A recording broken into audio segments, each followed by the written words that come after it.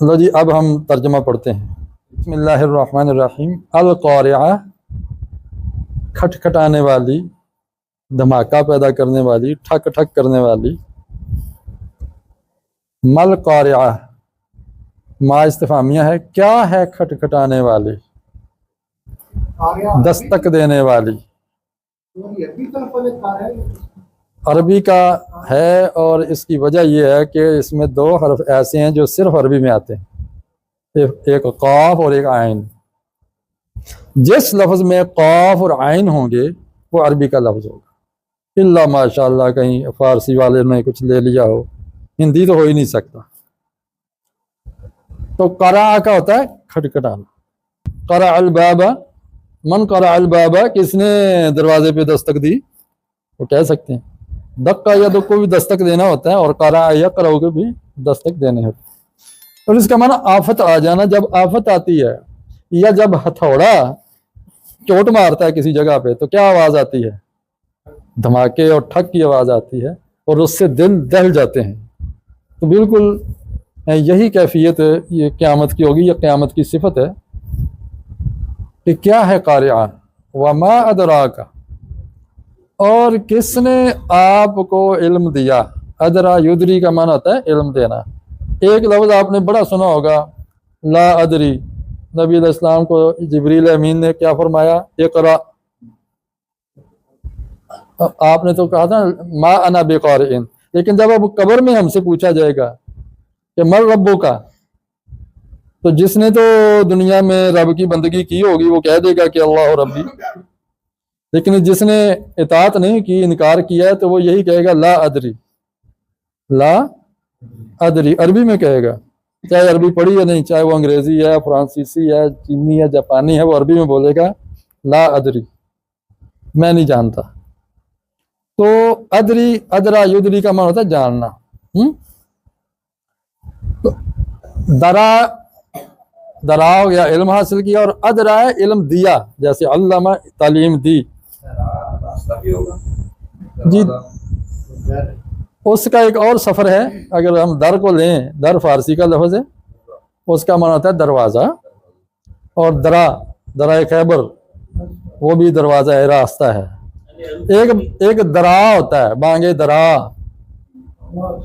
اقبال کی کتاب ہے بانگے درا۔ درا وہ آواز ہوتی ہے جو قافلے کو روانہ ہونے کے لیے دی جاتی ہے کہ بھئی اٹھو اب کوچ کا وقت ہو گیا ہے، اس کو کہتے ہیں بانگے درا۔ جی ادراک کے حروف اصلی، ادراک کے، ہاں جی ادراک کا معنی بھی ہوتا ہے علم ہے، لیکن ادراک میں اور اس ادراکہ کے اندر فرق ہے۔ اس کے حروف اصلی ہے دال، را اور یا۔ یا یہاں پہ الف میں بدل گیا ہے۔ کاف اس کے اندر ضمیر ہے، پرونون ہے۔ ادراک کے اندر کاف روٹ ورڈ میں سے ہے، اس کی حروف اصلی ہے دراکا، معنی ایک جیسے ہیں۔ اصل میں یہی آپ کہنا چاہ رہے ہیں کہ اس کے قریب تر تجھے کس نے ادراک دیا، لیکن میں یہاں اس لیے وہ نہیں کر رہا تھا کہ شبہ نہ پڑ جائے اور حروف اصلی مشتبہ نہ ہو جائیں۔ تو ادراک میں نے ایک دفعہ کہا تھا کہ جتنے حروف روٹ ورڈ میں سے آپس میں ملتے ہوں گے اتنے معنی بھی قریب ہوں گے۔ اس کے علم اشتقاق کا یہ ایک رول ہے۔ تو کس نے آپ کو بتایا مل قاریہ، کہ قاریہ کیا ہے؟ تو یہاں محاورتاً یہ بن جائے گا ترجمہ کہ آپ کو کیا پتا کہ قاریہ کیا ہے۔ محاورتاً یہ بنے گا، لفظی یہ ہے کہ آپ کو کس نے بتایا کہ قاریہ کیا ہے، یعنی کسی نے بتایا ہی نہیں ہے۔ تو میں بتاتا ہوں کہ وہ قاریہ کیا ہے۔ یوم یکون، یوم جس دن، یکون ہوگا، کون ہوگا؟ الناس۔ اب یکون واحد ہے، الناس جمع ہے، تو ترجمہ ہم فاعل کے مطابق اس کا کریں گے، اگرچہ فعل واحد کا سیگا۔ لوگ ہوں گے، یکونون نہیں آیا، یکونو آیا واحد کا۔ اور یہ عربی کا اصول ہے کہ جب فاعل آگے لفظوں میں موجود ہے تو فعل واحد کا سیگا آتا ہے، فاعل ظاہر ہو تو فعل واحد کا سیگا آتا ہے۔ تو ترجمہ ہم جمع والا کریں گے، لوگ ہوں گے کل فراش، فراش کی طرح۔ فراش کسے کہتے ہیں؟ پتنگا۔ کل بہت زیادہ تھے، چار چفیرے، آج نہیں ہے۔ کل جیسے نا ایک دل کے دل آ گئے ہوں، لشکر کے لشکری، اور کھانے میں اور پیالیوں میں اور سالن میں گر رہے تھے۔ میرے ذہن میں آیا کہ یہ جو ٹڈیوں کا عذاب آیا تھا فرعون پر، کچھ اسی طرح کا ہوگا۔ ہر چیز میں ٹڈیاں پھر رہی تھیں، مینڈک پھر رہے تھے۔ تو کل کوئی عجیب آفت تھی۔ یہاں فراش کہتے ہیں پتنگا۔ المبسوس، بساسا اس کے روف اصل نہیں، بساسا کا معنی ہوتا ہے بکھر جانا، بسا، ہباء منبثا قرآن میں ہے۔ یہ جو روشن دان سے روشنی چنتی ہے، اس میں آپ کو ذرات اڑتے ہوئے نظر آتے ہیں، اس وقت بھی موجود ہیں لیکن تیز روشنی میں وہ نظر آتے ہیں۔ اس کو ہباء منبثا، پتہ نہیں ہم سانس کے ذریعے لکھوں کھا اور کھربوں ذرات نگل رہے ہیں، تو وہ ہباء منبثا ہے، اتنے خفیف ہوتے ہیں۔ کچھ ایسی ہی کیفیت پہاڑوں کی، لوگوں کی ہوگی کہ وہ بکھرے ہوئے پتنگوں کی طرح ہوں گے، ایک دوسرے پہ گر رہے ہیں، ٹکرا رہے ہیں۔ وَتَكُونُ، اور ہوں گے، الجبال، پہاڑ۔ یہاں یکونو آیا اور یہاں تکونو آیا، یہ مذکر ہے اور یہ مؤنث، ٹھیک ہے، کیونکہ الجبال پہاڑ اگرچہ اس میں مؤنث کی علامت نہیں ہے، لیکن جو جمع واو نون کے ساتھ نہ ہو، مسلمون مؤمنون کی طرح جمع نہ ہو بلکہ جمع مکسر ہو، تو اس کے لیے واحد مؤنث کا صیغہ آتا ہے۔ تو ہو جائیں گے پہاڑ کل عہن، عہن کی طرح۔ عہن کیا ہوتا ہے؟ روئی۔ روئی جب اڑتی ہے تو رنگ نظر آتے ہیں اس کے۔ یہاں دھنکی ہوئی روئی جو ہے تو وہ چمکتی ہے اور روشنی گزرتی ہے، اس میں رنگت بھی۔ اگر رنگین روئی ہو تو پہاڑ بھی چونکہ مختلف رنگوں کے پتھر ہیں، سرخ ہے، سبز ہے، پیلا ہے، سفید ہے، کالا ہے، تو اس طرح کے رنگین دھنکی ہوئی روئی کی طرح پہاڑ ہو جائیں گے۔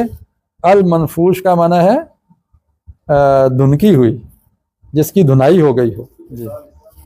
تو کل عہن المنفوش، دھنکی ہوئی، نفشا دھنکی ہوئی، اور روئی، عہن کا معنی رنگین روئی، اس طرح پہاڑ ہو جائیں گے۔ فا، پس، اما، جہاں تک تعلق ہے، رہے وہ لوگ، یہ تقسیم کے لیے آگے کیٹیگریز ہو رہی ہیں نا، تو اس وقت پھر یہ اما آ رہا ہے۔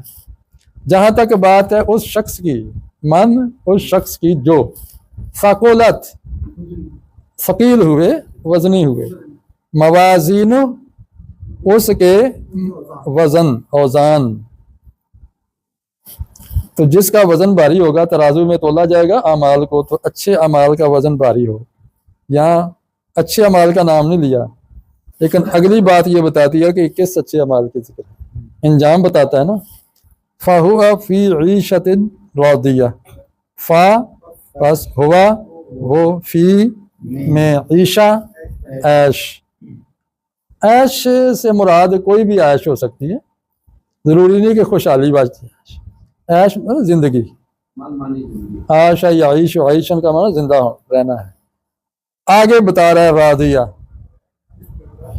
راضیہ میں راضی والی، ہاں راضی یعنی کہ پسندیدہ، راضیہ من پسند، پسندیدہ زندگی میں وہ ہوگا۔ اب یہاں کون سے اعمال وزنی ہوں گے؟ پھر اچھے ہی ہوں گے تو تب یہ صلہ ملے گا نا۔